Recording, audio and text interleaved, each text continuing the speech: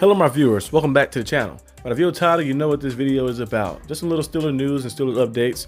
We'll start off first, of course, about the rumor we keep seeing around. We keep seeing a lot of people doing mock drafts and rumors that said that Shedeur Sanders could fall past like top 10 and fall down to the Steelers. There's some few mock drafts and a few reports lead that this Shedeur Sanders could fall down there, and they say, of course the Steelers need a quarterback. The Steelers not going to pass upon a guy like that if he does fall. But I don't think the interviews, they said like a lot of things were saying like he had bad interviews with some players, but I always think that some of that stuff be a little just like bad and just trying to throw dirt on his name, because you look at it like there's always an anonymous tip. It's never like anything that's saying, oh, Coach Jeff or Coach I don't know, Michael or Coach Thomas or something like that said it. It's like always anonymous coach, anonymous QB coach, anonymous scout. I'm like, put your name on it. If you actually believe that, like they put a name on it so we can know exactly who said the stuff. But I feel like sometimes they say like anonymous, it kind of just be meaning it's just throwing dirt on somebody or something. So Shedeur Sanders would be great if he fell to 21 for the Steelers. That'd be actually a blessing in disguise for the Steelers.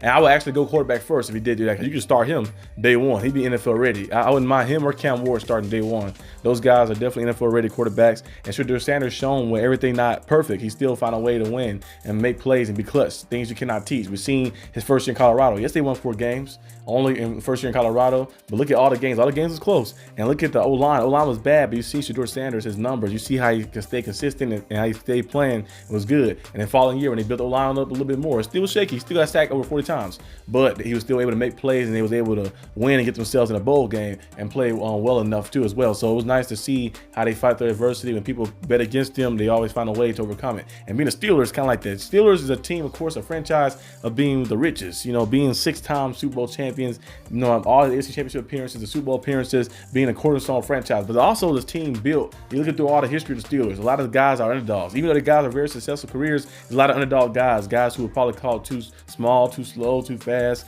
and not the best like that. There's a lot of dog guys who came to the team and just changed the culture and stuff, and also guys who had a chip on their shoulder, like being scrutinized and stuff. I think Shedeur Sanders would fit here perfectly. His mentality and everything about winning, and mentality and basically struggling off the haters and everything like that, and just being about the team. I think he'd fit here nice. So if he was to fall to 21, that'd be great. But I doubt that happened. Of course, I think he'd probably be gone.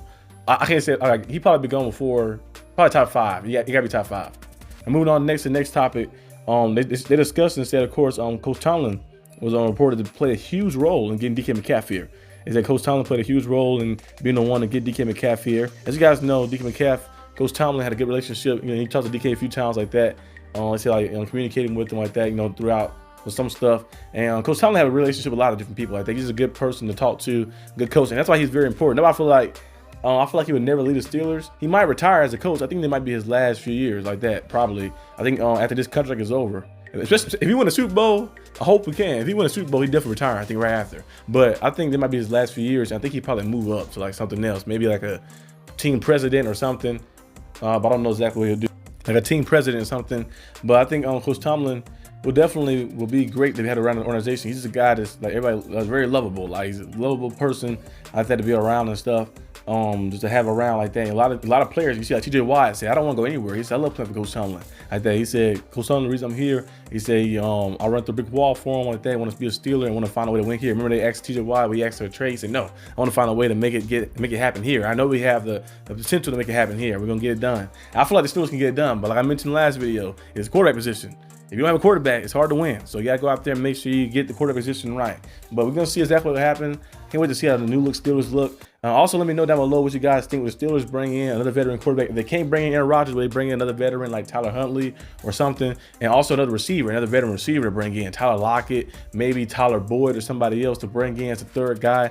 I know Brandon Cooks was a guy people mentioned before, but now he signed with somebody. He signed with, I forgot who he signed with, but he signed with somebody. Let me look that up. Brandon Cooks signed with somebody. I believe he signed with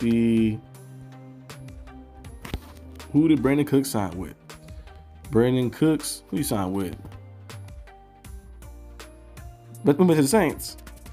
Yeah, back to the Saints. Like the old days. He signed back with the Saints. Went back to the Saints like the old days. The team he got drafted by. Yeah, he got drafted by the Saints, and I think he went to the Patriots for a little bit, and then got You know, with the Cowboys, other teams all around and stuff. You know, the speedster. I feel like Tyler Lockett or Tyler Boyd would still be a solid piece in the slot as a veteran. And Mark Cooper, I think he's still available too, but I don't think the Steelers would go that route. Probably go like maybe a receiver 2, receiver 3 like route. People said Stephon Diggs before. I'm like, I know DK McCaff, GP, and Stephon Diggs was sound very good on paper, but I doubt somebody not getting the ball too often. And then be some crazy stuff. You're gonna see a lot of flying helmets on the sideline, so we can't have that. So we need to get like a lesser tier receiver as that third spot to bring in as a veteran with Calvin Austin too there. I mean, Wilson, we'll see how he emerges and how he looks, but I think that'd probably be like the sweet spot. But that's all I have for today's video. Hope you guys enjoyed this video. If you did, like and subscribe for more content. I'll see you guys next time on the channel. Peace out.